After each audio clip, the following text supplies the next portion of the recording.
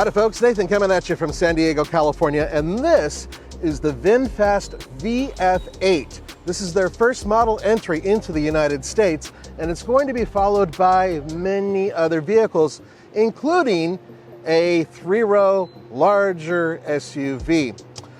But VinFast themselves, different company. First of all, only recently established, basically going back to 2017, and they are based in Vietnam, and they have an international group of people who have actually worked on these cars, even designers and technicians from the United States. And the real question here is, did they build a vehicle that is competitive right off the bat? We're going to try to find that out. I bet you're wondering who styled this, because as I said before, this is an international effort building this car, and indeed international because Pininfarina, that's right, the Italian design house, designed this car from the outside. And from the side, not so bad, but the front, I think, is a little busy. These are actually the driving lights here, not up here. But what they did was they wanted a big V both in the front and the back. So this illuminates as you drive as a driving light. So there's a V for, oh, big surprise, VinFast. The rest of the design up front, as I said, it's a little busy, but I do like the rear design. Here, come over to the side. Let me show you a couple things. Now, first of all, there's 19 and 20-inch wheels, which are available depending on the trim, and there are 2 different trim packages. We're gonna go over the packages and a lot of the components that you get standard, including safety packages and everything else. This obviously is the top of the line, but come on back here because this is interesting. Now, once again, as I mentioned, the V design, you can clearly see it here. And what does this look like to you? It looks a little bit like the Ford Mustang Mach-E, just a little tiny bit the way they did this, but in their own unique way. But I do prefer the rear over the front in terms of styling, and I do think that the profile of the vehicle is actually fairly striking.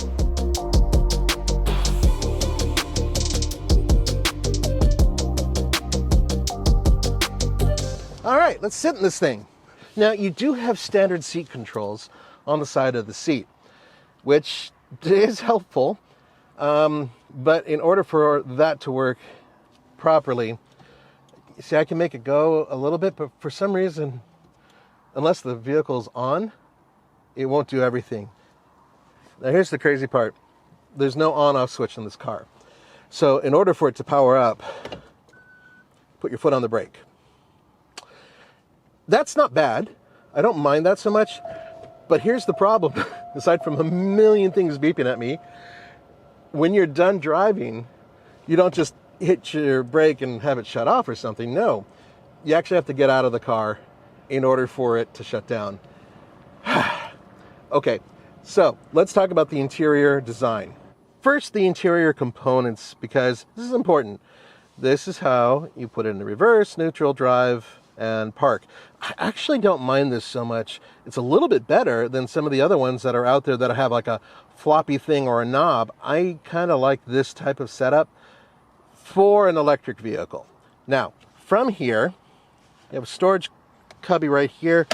Not huge, big enough for a couple phones, a couple other things. That is about it. Unusually, if you look at the glove compartment, it's actually lined with felt. Yeah, so they kind of took a page out of the more expensive vehicles to do that. But what's unusual about that is that the actual cover here, it's a little bit flimsy. And that's kind of the whole car in a nutshell inside. Comfortable seat. I really do like a lot of the stitching in here. Some of the material is nice and soft, but then there are other components that are kind of flimsy and not that expensive feeling.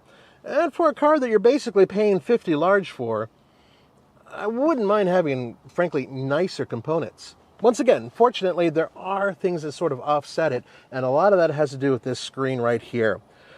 This is a 15.6-inch screen. Very large for the market, and they kind of took a book out of Tesla in terms of having almost everything run through this. And this car is completely customizable through the screen. And we're going to go over that in just a second, but I wanted to show you a couple other controls right here, which all of this is for cruise control, lane departure, And then over here, if you can see it, this is a remarkably important button on the steering wheel. Why? Because if you want to adjust your mirrors, or if you want to adjust the steering wheel itself, or if you want to select different things on the menu, you actually use this. That's right. This will tell you which mirror to adjust and how to adjust it. This will tell your steering wheel to come in and out, up and down. All of that is controlled through here. So you have to work in tandem with the screen in order to make the steering wheel work. It's a little overcomplicated, and I would much rather have the controls at hand, but I do understand that this would probably make packaging a lot easier to have everything work through this. Now, by the way, if you're at any angle after you have been in park, you have to release the parking brake. It automatically engages every time. If you're on a flat surface, apparently it's okay. It'll do it on its own. I guess that's for safety. It's a little irritating, but that's, some other cars do that as well. Also, another thing, if you look down here, this is actually your door lock control, which is kind of counterintuitive. And I recently hit it with my arm when I was going to adjust the volume for the radio. So that was a little strange too. This car kind of asks you to reconfigure your thinking in order to have a pleasant day driving, right? So there's so many things that all the other car companies do that this doesn't do. It does it a different way. And maybe that's something that you guys are going to be hip to. I don't want to bash it based on that. There's plenty of good with this car and there are plenty of bad. But there's one thing that I will give it credit for, and that is it has a lot of get up and go. It's 402 horsepower in this model and standard all-wheel drive. I would call the ride firm, but not terribly uncomfortable. And passing power, well, here we go.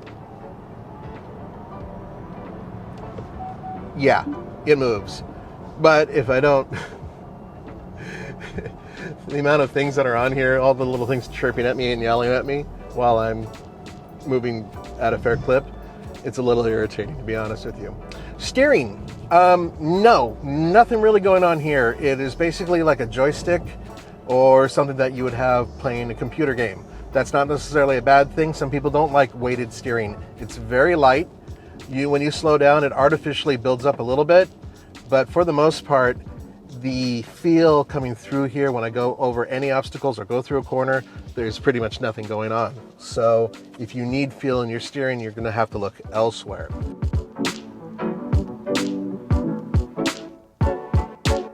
I bet you're wondering if it has a front trunk or a frunk. Well, the answer is yes, it does. It's on the smaller side, that's for sure, but there's plenty of room for a small duffel, or more importantly, your charger, your portable charger could fit in here pretty easily. And then basically the only thing you're really going to have to worry about, because it is an electric vehicle, is being able to fill up your squirters. Let's talk about horsepower and let's talk about battery.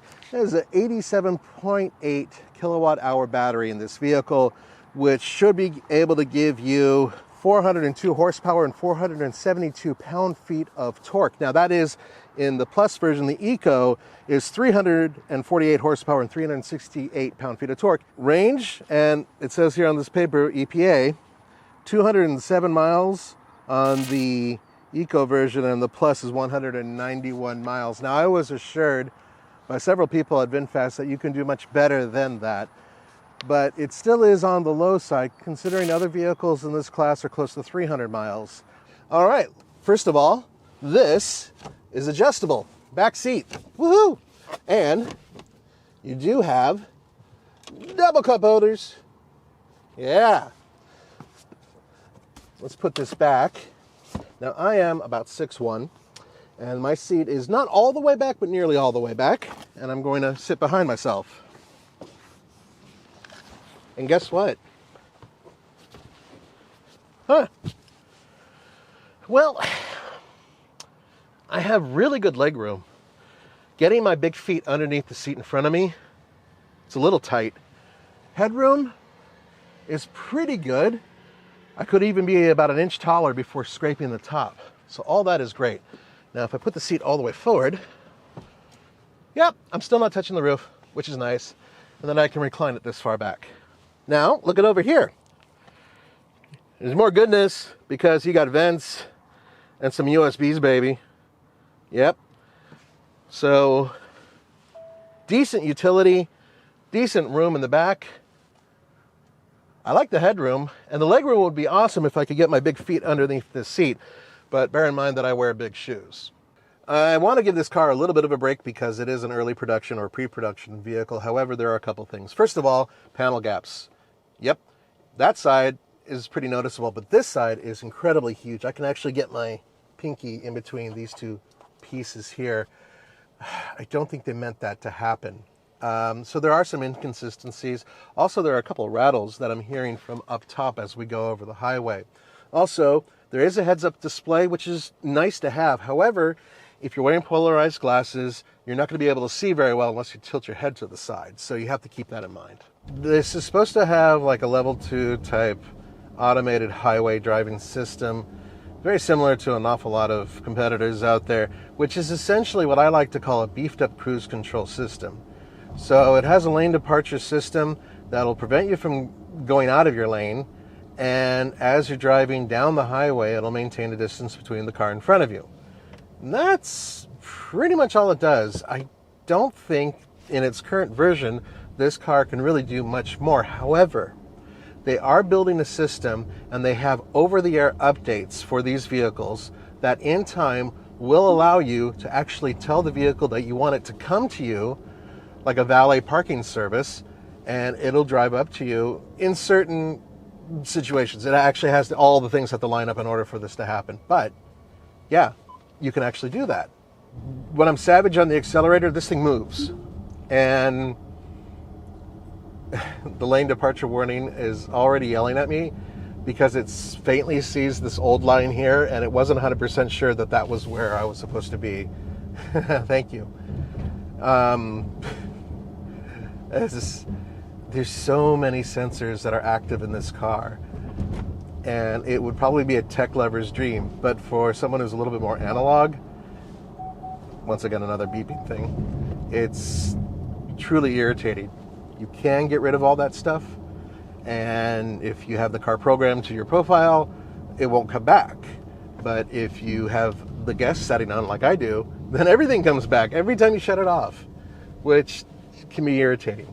So we're trying to charge the car. We got a 150 right here from Electrify America, but every time we've tried, this is what we're getting. Charging start error. Now, I'm not 100% sure if it's the charger or the car, and perhaps they just don't want to do it some sort of handshake. And bear in mind, once again, early production, pre-production vehicle. So it's a little frustrating because I wanted to tell you how quickly it charges, but more importantly, how easy it is to charge. I guess you'll have to wait till next time.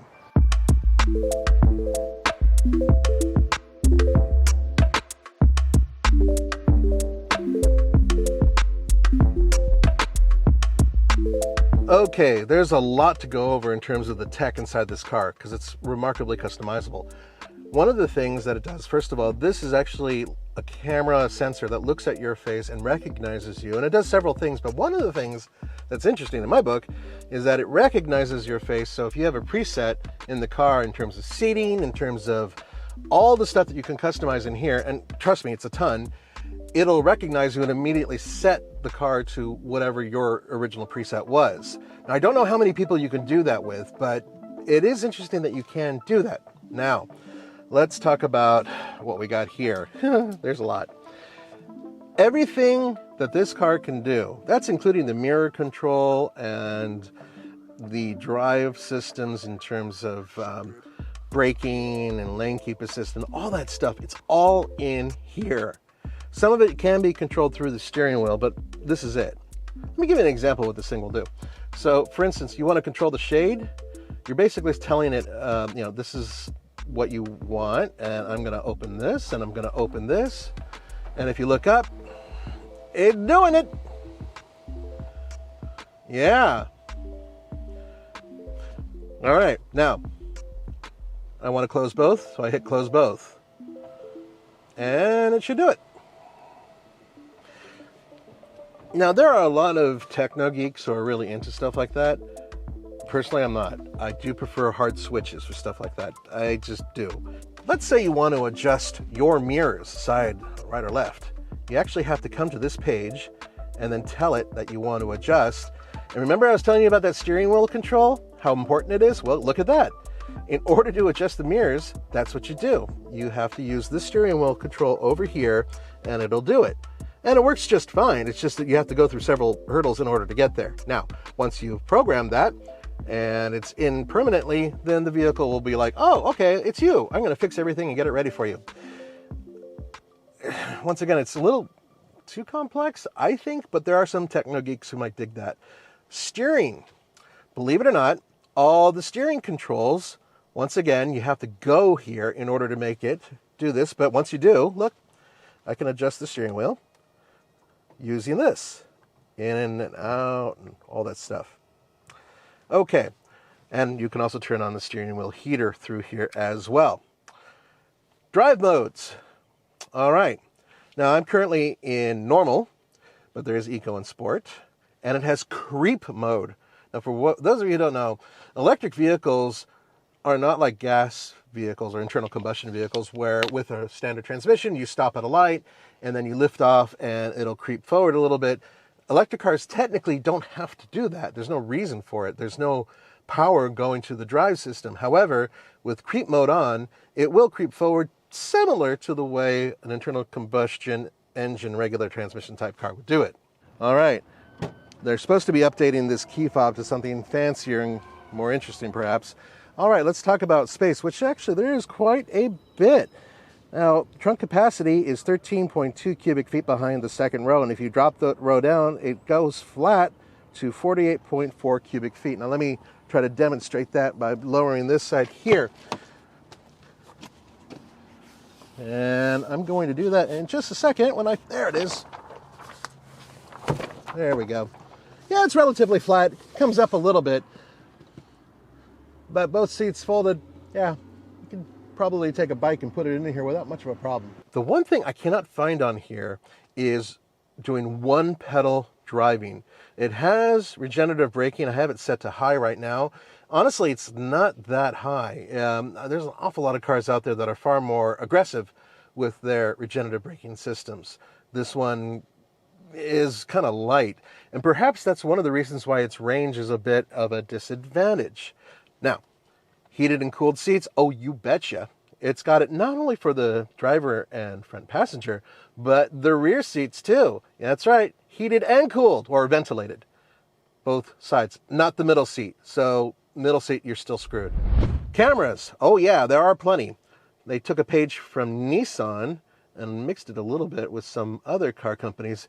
But if you look, see that car passing by, or that one passing by? There's a little bit of a lag in the screen or in the camera when it reports to what you're seeing. Let me put it to you another way. If I go back, if I decide to throw this car in reverse and go back, it's segmented. It's not really a very clear image. And that's something that's a little disturbing for some people that really do have to rely on the screen. But as you can see, if you're parking, you actually have the ability to see what's by your front tires. And for some people, like my wife, that is really valuable, so you don't completely curb everything.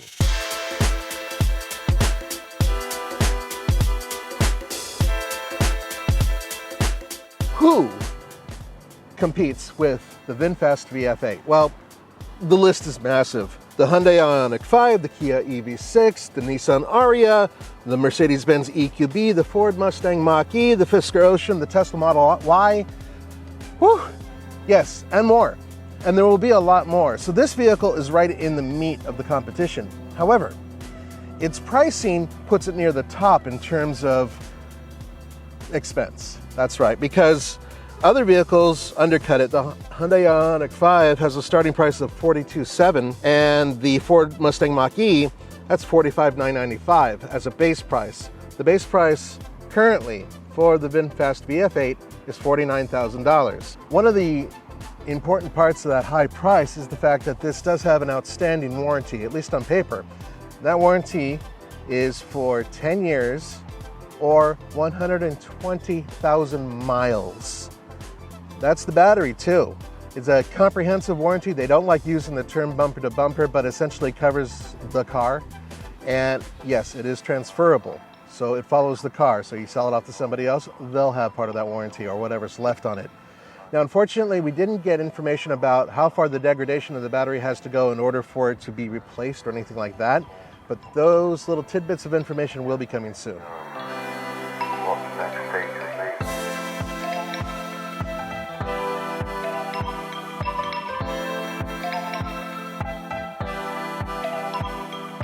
would be. Okay, so we've established that there are some quality issues, some panel gaps here and there, but I'm going to try to give them the benefit of the doubt because I know that early production and pre-production vehicles tend to have that problem. And we've dealt with that before with even large companies like Toyota. On the other hand, power delivery is quite good. Handling is really good. They need to work on steering feel and they need to make this a little bit more comfortable because Americans like a squishier car, I believe. But it's definitely better than what I have read. And as I mentioned before, there was a lot of negative press about this vehicle. Is it a competitor in the United States? With that killer warranty, it could be, but the pricing is a bit dear. I'm curious to see what other VinFast products will cost in the near future. And we're gonna find that out real soon. Thank you for joining me. This is Nathan. I'll see you next time.